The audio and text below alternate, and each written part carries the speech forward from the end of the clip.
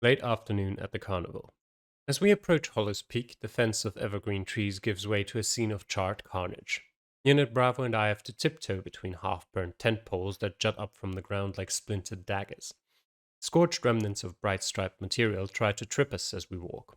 The once sweet smell that radiated about this space is now turned to ash, and the stench of smoke is strong enough to make me grimace. Rebecca is standing among the wreckage.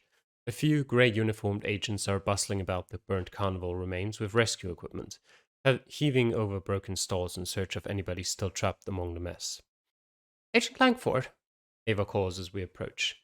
She swings around to face us, a dour expression on her features before her shoulders sink with a heavy sigh.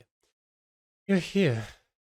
We came as soon as we got your call, Nat says, her eyes wide in shock and concern as they pass over the site. What happened? Farah gestures to the ash strewn scene. Looks like the detective was bang on. Someone burnt this place right down. But someone who? I ask with a frown, trying to swallow away the taste of smoke that lands on my tongue as I open my mouth. Trappers, Rebecca states.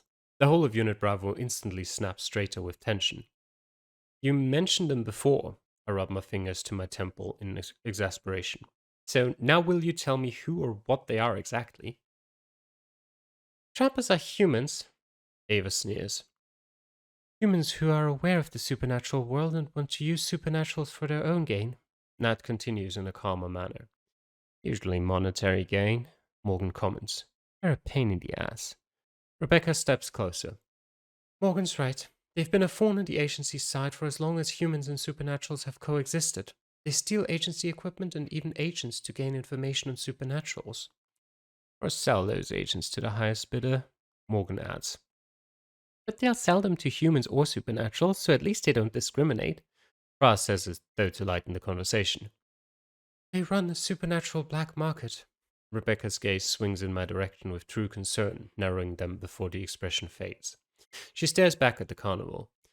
The trappers here burnt the carnival to force the Ma'aluset out and capture them as they fled. I glance about the charred ruins. Were they successful? I don't see many Ma'aluset about. Thankfully, no. It appears they were unaware of the Ma'aluset's ability to move through reflections. They all escaped. That explains their sudden appearance in your living room, I comment. Fra steps forward, her feet kicking at a scarred remnant of tent cloth. What about the fortune teller lady? Sanja, Nat corrects. Rebecca folds her arms and shakes her head. The trappers were successful in capturing her. Hmm.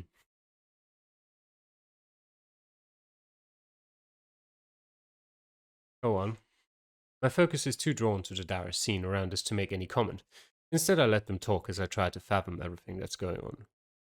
But now what? Morgan grunts.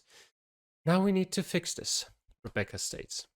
Nat nods, worry still tugging at her features and dulling the usual shine to her eyes. We will. Your full focus will need to be on this. Your usual patrols will be handed over to another team in the meantime. Ava's green eyes slide to Rebecca. Which team? Rebecca shifts on the spot in a rare uneasy motion. The agency have told me to bring in the dogs. Ava almost topples over with how forcefully she rolls her eyes while letting out a growl. Don't need their help. The agency disagrees, as do I. Rebecca stares her down. The dogs will take over your patrol and responsibility for this town, so that your sole focus can be on the mission ahead. Getting Sandra back is a priority. She softens a little. And they'll leave after this has been cleared up, so let that be motivation for you. Ava grits her teeth. The dogs? I ask when the conversation lulls. Bra's eyes sparkle as she grins at me. Unit Alpha. You will be introduced to Unit Alpha back at the facility, where our base agents are also tracking the trappers in order to find the location they're holding Sanja, Rebecca says, first addressing me and then the whole team. We need to get this situation under control and quickly. Getting Sandra back alive and safe will go a long way to ensuring we can still sign that treaty with the Ma Aluset. I raise a brow. You still think that can happen? Of course. We have no other option. We can't have the Ma Aluset against us, not with their power. Her gaze drops as she frowns. The agency wouldn't allow it. When will we get the location? Ava asks, her words still curt. Soon. Trappers rarely stay in one place long, but with a supernatural in tow, they will have to set up somewhere secure for a while. She gestures at us in a command. For now, get to the facility and meet up with the dogs to hand over your patrol schedules and information. The group all nod in unison, Rebecca moving off towards a group of agents with Ava and Farah, while Nat and Morgan head towards the tree line separately. I have to head back that way to get to my car, so let's go with Morgan. I move ahead, easily striding forward to catch up with Morgan, who arches a dark brow as I walk beside her. Quiet reigns between us for a while before Morgan says, "This has all gone to shit, hasn't it?" It's an unexpected comment that almost draws a scoffing laugh from me. "Ready for what's to come?" she asks, dragging her feet slightly through the carpet of ash that is kicked up into grey swirls by her footsteps. "The mission?" "Trappers are vicious, greedy, not easy to take down." She stares at me. "They won't want to let go of their payday."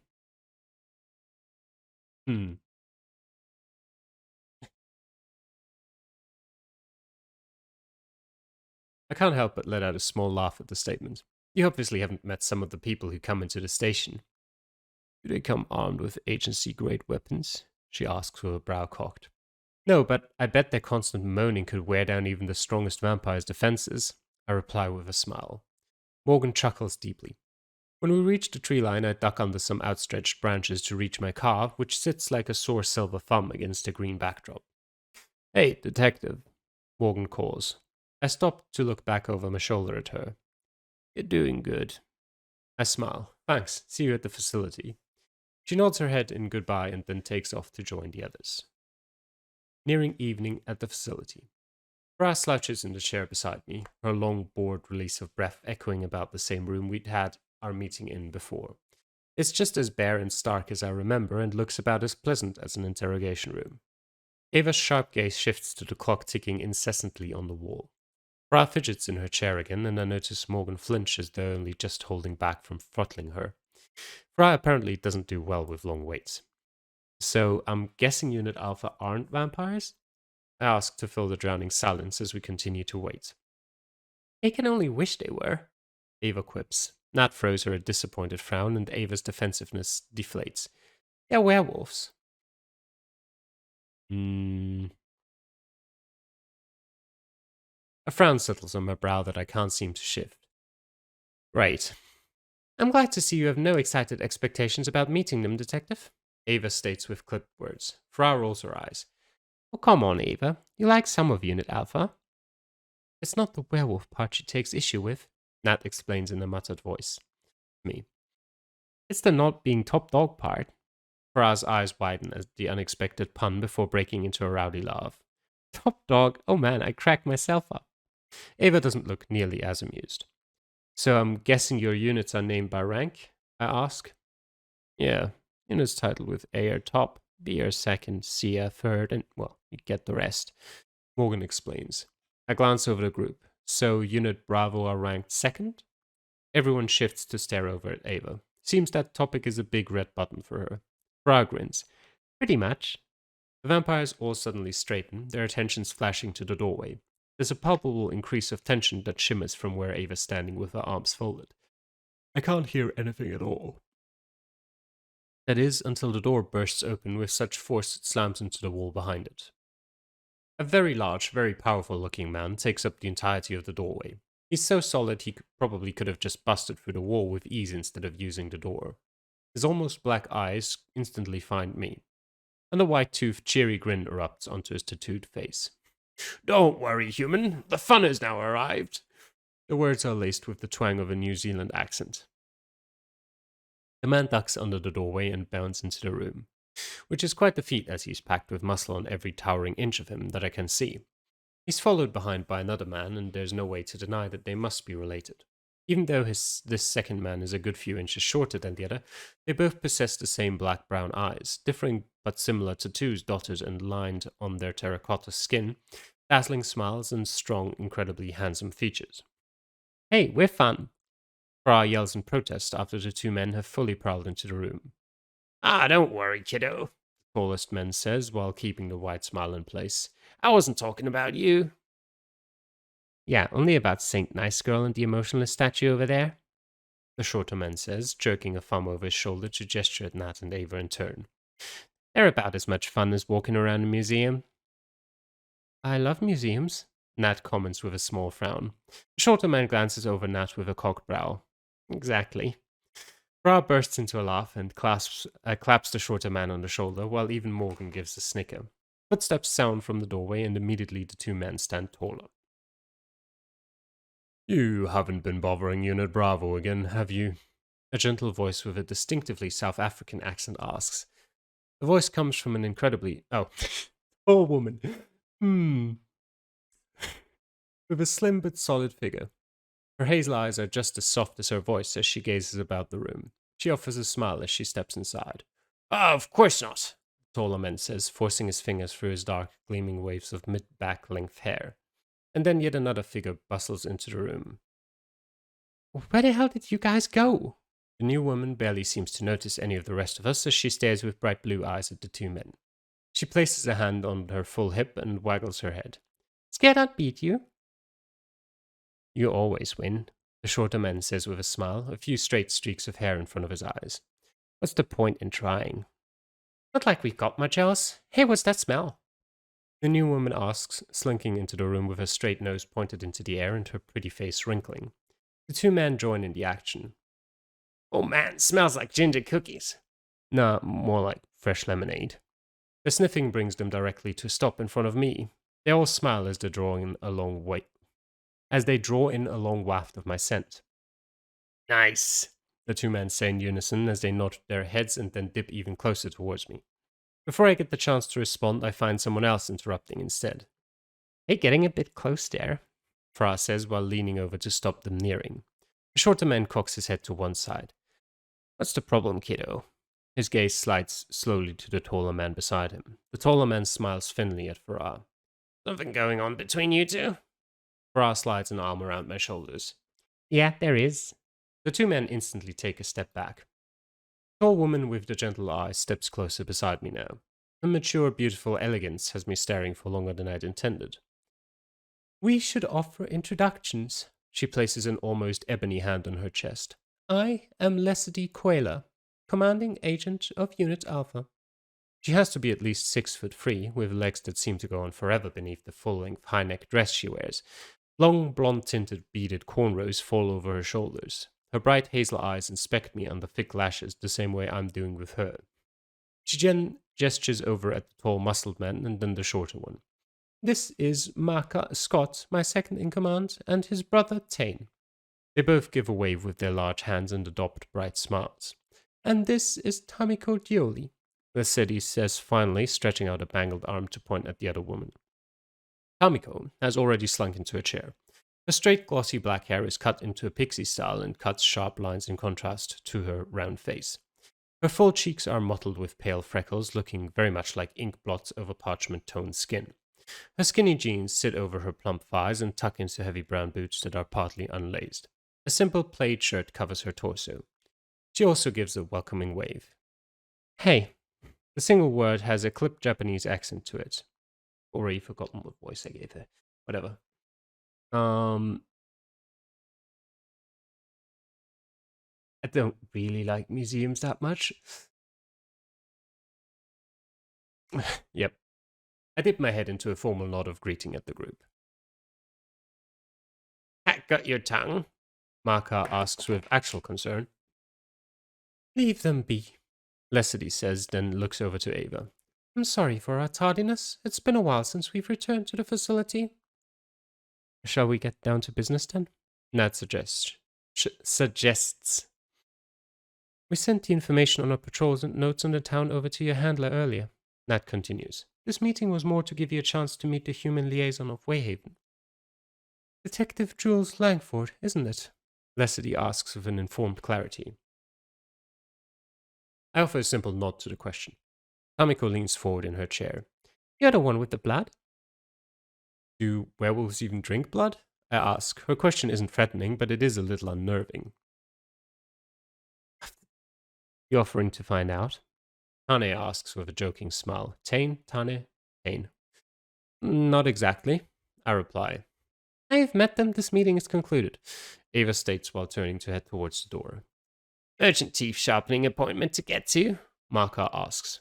Ava pauses in the doorway. Nat leans closer to Marca. You really shouldn't aggravate her. Taller werewolf smiles at Nat. How can I not? She's such an easy target. Ava whips around. Cassidy, make sure to keep your dogs on short leashes while they're in our territory. I don't need them crashing through this town as they do everywhere else. Marca leans against a nearby wall with his arms folded. You know, smashing makes it all the more fun. It's why we are the best. Amazingly, the doorway remains intact as Ava storms through it like a tornado on a destructive path. She marches off so heavily it's a surprise the concrete doesn't crack beneath each step. Well, it was nice to meet you, Detective, Marca says as he turns to me with a smile and a nod.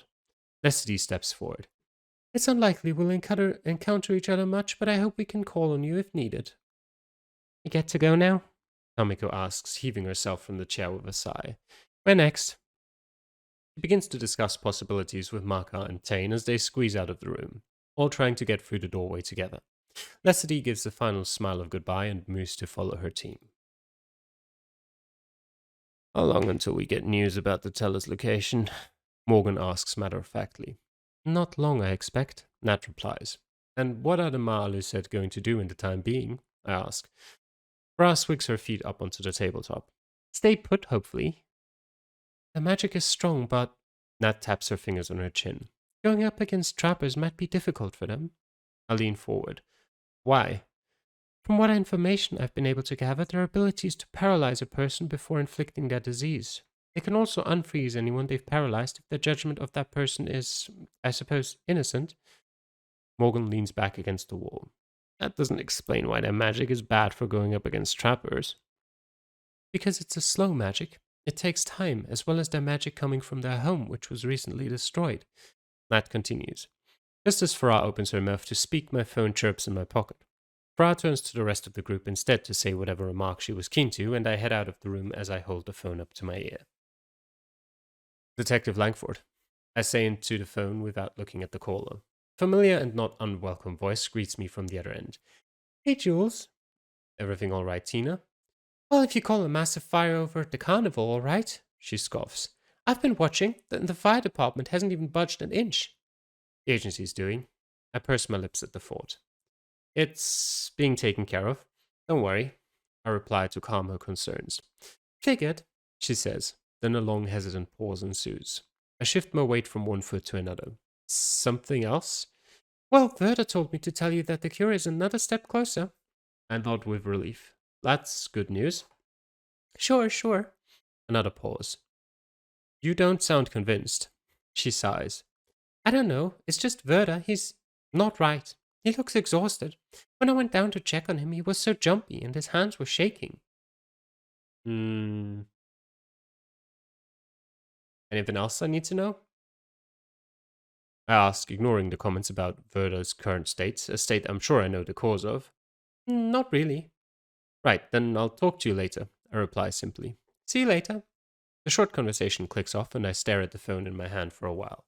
My thoughts are brought to a swift end as a voice echoes from the corridor beside me. It can't be easy to keep all of this from those close to you, Ava says, stepping out of the shadows of the nearby hallway to walk towards me. A long sigh leaves me, but I snap my lips shut to stem it. It's part of the job. I knew that when I took the position. I can't imagine it makes it any easier, she says with a surprising amount of care. She then looks at me with a softer gaze. I'm afraid I cannot pretend to know what it's like in order to offer you comfort. I arch a brow. Surely you've had to keep this secret from people. People I barely knew, of course, she says with a nod before her brows pinch together in a knot. But I've never had anyone close to me to keep this secret from. No one who mattered. She shrugs. No one outside of the agency. Never? I don't mean to sound so surprised. In all my very long years, I've never had the need to seek anyone outside of here, she replies with a soft smile. Very long years? Just how long is that? I venture. She chuckles, the sound strange from the normally stern vampire. Oh, good few centuries. Few centuries? My lips twist together, unsure of what exactly that number could be. Like 500? She points a finger up in the air. 6? She points it again. 7? 9, she says. I let out a breath. She steps towards me with a sudden seriousness catching on her face and making her shoulders taut. The easy conversational air buckles with the weight of the tension her expression brings. Her hand moves to land on my shoulder in a gentle grasp. No matter how engrossed you become with the agency or with us, you shouldn't lose your connections outside. Those important to you should always stay such. Then she gives a small nod at me with a smile before heading back into the room we came from. Ra's voice blasts out of the room with, "Back from your temper tantrum?" I grasp the phone a little tighter in my hand. Uh, Detective? A voice asks softly from behind. I turn to look at Nat, who's leaning through the doorway of the room beyond. Yeah? She nods. They found the location. Next chapter.